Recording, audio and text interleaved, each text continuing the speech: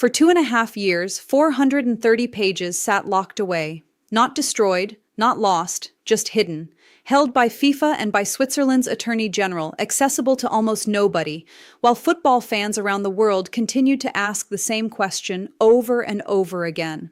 What actually happened in that vote in December 2010 that gave Qatar the World Cup? What did the most thorough investigation ever conducted into FIFA's bidding process actually find? FIFA had an answer to that question sitting in a filing cabinet, and FIFA did not want you to read it. This is the story of the Garcia Report, the document that FIFA spent years trying to keep hidden, the investigator who resigned in protest when FIFA tried to bury his work, and the German newspaper that finally got hold of a copy and forced FIFA's hand. I am MB. This is House of MB. And today we are going inside one of the most consequential documents in the history of football governance. To understand why this report mattered so much, we need to go back to 2012. By this point, the December 2010 vote that awarded the 2018 World Cup to Russia and the 2022 World Cup to Qatar had already become one of the most controversial decisions in FIFA's history. We covered the basic story of that vote in a previous video on this channel, how Qatar, despite receiving the lowest technical evaluation score of any bidder, won the right to host the tournament over the United States, Australia, Japan, and South Korea. The controversy surrounding that vote had not gone away. If anything, it had grown.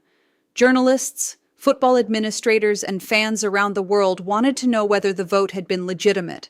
Facing mounting pressure, FIFA made a decision that, at the time, was presented as a serious commitment to transparency and accountability. FIFA appointed Michael J. Garcia, a respected American lawyer and former United States attorney for the Southern District of New York, one of the most prestigious federal prosecutorial positions in the United States, to lead an independent investigation. Garcia was given the title of chairman of the investigatory chamber of FIFA's newly reformed ethics committee. His mandate was extraordinarily broad. He was tasked with investigating the entire bidding process for both the 2018 and 2022 World Cups, examining not just Qatar and Russia, the eventual winners, but all of the candidate nations that had submitted bids, including the United States, England, Australia, Japan, South Korea, Spain, Portugal, Belgium, and the Netherlands. Garcia and his team spent close to 2 years on this investigation. They interviewed bid committee members from multiple countries. They reviewed financial records, internal communications, and documentation related to the conduct of each bidding nation throughout the process. By the standards of internal sports governance investigations, this was about as thorough and well-resourced as it gets. In September 2014, Garcia submitted his final report to FIFA's Ethics Committee. The report ran to 430 pages.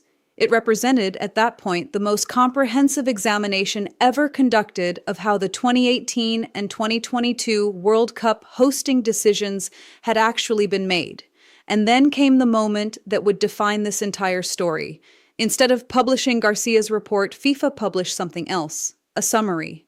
42 pages, written not by Garcia, but by Hans-Joachim Eckert, a German judge who held the position of chairman of the adjudicatory chamber of FIFA's Ethics Committee, a separate role from Garcia's investigatory position. Eckert's summary, released in November 2014, reached a conclusion that shocked many observers given everything that had been reported about the bidding process up to that point. Eckert's summary concluded that, while there had been what he described as potentially problematic facts and circumstances regarding Qatar's bid, specifically relating to the conduct of Qatar's bid team and their relationship with a sports organization called Aspire, these issues did not, in Eckert's assessment, compromise the integrity of the overall bidding process. In other words, according to FIFA's published summary, there was nothing here that should call into question the decision to award the World Cup to either Russia or Qatar. When Michael Garcia read Eckert's summary of his own report, he was, by all accounts, stunned. Garcia issued a public statement saying that the summary contained what he called materially incomplete and erroneous representations of the facts and conclusions contained in his report. This was an extraordinary statement. The investigator, who had spent 2 years conducting the actual investigation, was publicly stating that FIFA's official summary of his findings did not accurately represent what he had actually found. Garcia formally appealed to FIFA's appeals committee, requesting that the summary either be corrected or that his full report be published instead. His appeal was rejected. On December 17, 2014, just weeks after Eckert's summary was released, Michael Garcia resigned from his position on FIFA's ethics committee. In his resignation statement, Garcia made clear that he no longer had confidence in the independence of the ethics committee process, given how his findings had been handled. This was, for many football observers, one of the most significant moments in the entire saga. The man FIFA itself had hired, a respected former federal prosecutor with an unimpeachable professional reputation, had concluded that he could not continue working within FIFA's ethics structure because his own investigation had been misrepresented to the public. And then, silence. For 2.5 years, the full Garcia Report remained unpublished. FIFA maintained that it could not publish the full report due to confidentiality commitments made to witnesses during the investigation, and due to the fact that the report had also been handed over to the Swiss Attorney General's office, which was conducting its own separate criminal investigation into the bidding process. An investigation that, as we discussed in a previous video on this channel about the FBI investigation, was part of a much broader wave of criminal investigations into FIFA that exploded into public view in 2015. Throughout 2015, 2016, and into 2017, the Garcia Report remained the great unanswered question hanging over FIFA. Football fans knew it existed. They knew it was the result of the most thorough investigation FIFA had ever commissioned. And they knew that the only version of its findings that had been made public was a summary that the investigator himself had publicly disowned as inaccurate. Then, in June 2017, everything changed. Peter Rosberg, a journalist working for the German newspaper Bild, one of Germany's largest circulation daily newspapers, obtained a copy of the full 430-page report. On June 26, 2017, Bild began publishing extracts. The newspaper announced that it planned to publish revelations from the report over the course of the following week, timed, notably, to coincide with FIFA leadership gathering in Russia for the Confederations Cup, a tournament that served as a dress rehearsal for the 2018 World Cup that Russia was due to host the following year. Bild's initial reporting focused on several specific findings from within the report. One of the most striking details to emerge concerned a payment of $2 million that had been transferred into the bank account of the 10-year-old daughter of a FIFA Executive Committee member, shortly after Qatar was awarded the 2022 World Cup. According to the reporting, this payment had been sent by a consultant connected to Qatar's bid, and was described by an associate, when questioned about it, as proceeds from a real estate transaction.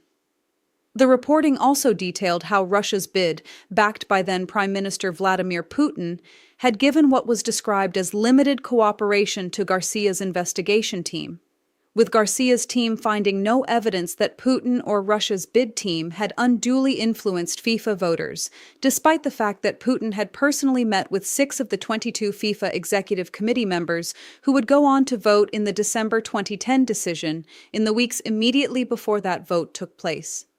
Faced with a newspaper actively publishing extracts from a document FIFA had kept confidential for 2.5 years, FIFA made a decision. Rather than allow Bild to continue publishing extracts piece by piece, extracts that FIFA had no control over the framing or selection of, FIFA decided to publish the entire 430-page report itself. On June 27, 2017, less than 24 hours after Bild's first extracts were published, FIFA released the full Garcia Report publicly. FIFA's statement framed this as an act of transparency, saying that FIFA welcomed the news that the report had now been finally published. This framing, presenting a forced disclosure triggered by a newspaper leak as a voluntary act of transparency, was, to put it generously, a remarkable piece of public relations positioning. So what did the full report actually say once it was finally public? Here is where the story takes an interesting turn, one that is important for understanding how to interpret this entire saga accurately. When the full report was finally published, multiple news organizations that reviewed it in detail noted that, while the report did contain extensive documentation of behavior that fell well short of what should be expected in a process determining World Cup hosting rights, it did not contain what might be described as a smoking gun, definitive proof that votes had been directly bought in a way that could be prosecuted as a clear-cut bribery case. Garcia's own report, in its conclusions, described how a number of FIFA Executive Committee members had, in his words, sought to obtain personal favors or benefits that would enhance their stature within their home countries or confederations. The report described Qatar's bid as having tested FIFA's rules of conduct to the limit, detailing how Qatar's bid team had used what was described as a full range of lavishly funded state and sports agencies, along with advisors whose conduct raised significant suspicions during Garcia's investigation. The report also detailed extensive undisclosed gifts, hospitality, and financial relationships between bid team members and FIFA Executive Committee members or their associates across multiple bidding nations, not just Qatar and Russia, but also, to varying degrees, several other bidders, including some of the unsuccessful nations. This is the genuinely complicated part of this story. The full report, once published, broadly confirmed the picture that Eckert's summary had painted, that there had been troubling conduct, that the bidding process had been compromised by an environment in which improper influence-seeking was widespread, but that proving this conduct had directly and decisively changed the outcome of the vote was extremely difficult, given the secret ballot nature of the Executive Committee vote and the absence of direct evidence definitively linking specific gifts or payments to specific votes cast. So in one sense, Eckert's summary was not entirely inaccurate about the bottom line. The report did not provide the kind of smoking gun that could force a re-vote, but Garcia's objection had never primarily been about whether the report proved vote buying definitively. His objection was that Eckert's summary characterized an environment that Garcia's own report described as deeply problematic, an environment of widespread improper conduct, undisclosed financial relationships, and behavior that fell far short of acceptable standards, in a way that suggested everything was essentially fine. The full report, when people could finally read it for themselves, painted a picture of an organization and a bidding process that had been compromised in serious ways, even if it stopped short of proving the single dramatic conclusion that critics had hoped for. And this, perhaps, is the most important lesson of the Garcia Report saga. FIFA's instinct for 2.5 years was not to let people read this picture for themselves and draw their own conclusions. FIFA's instinct was to control the narrative, to decide on the public's behalf what conclusions should be drawn from an investigation FIFA itself had commissioned, using public money generated from football fans around the world. When that control was taken away by a leak, FIFA's response was to immediately reframe forced disclosure as voluntary transparency, a pattern of behavior that, by 2017, had become a familiar one for anyone who had been following FIFA's conduct throughout this entire period. The Garcia Report saga also connects directly to events we have covered elsewhere on this channel. The 2017 leak and publication came in the same broad period as the ongoing fallout from the 2015 FBI investigation and Zurich arrests. Many of the individuals named throughout the Garcia Report, including FIFA Executive Committee members from the 2010 vote, were, by 2017, already banned from football, facing criminal charges, or under ongoing investigation by Swiss federal prosecutors, investigations that, as the report itself noted, involved dozens of bank transactions suspected of constituting money laundering. The Garcia Report did not exist in isolation. It was one piece, a significant piece, but one piece, of a much larger picture of how FIFA's governance had operated during the era that produced the Qatar and Russia World Cup decisions. What the Garcia Report saga ultimately demonstrates is something about institutional behavior that goes well beyond football.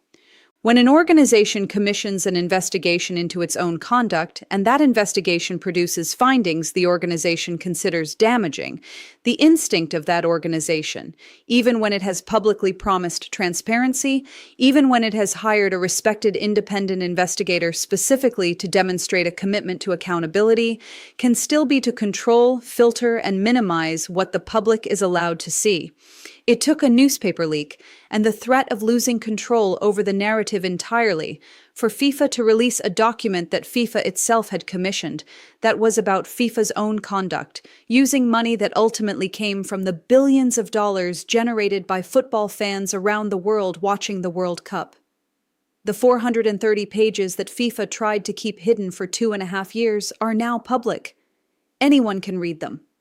But the years during which they were not public, the years during which the only version available to the public was a 42-page summary that the actual investigator had publicly disowned, represent a period during which football fans were, in a very real sense, kept in the dark about an investigation conducted in their name, funded by money generated through their support of the sport.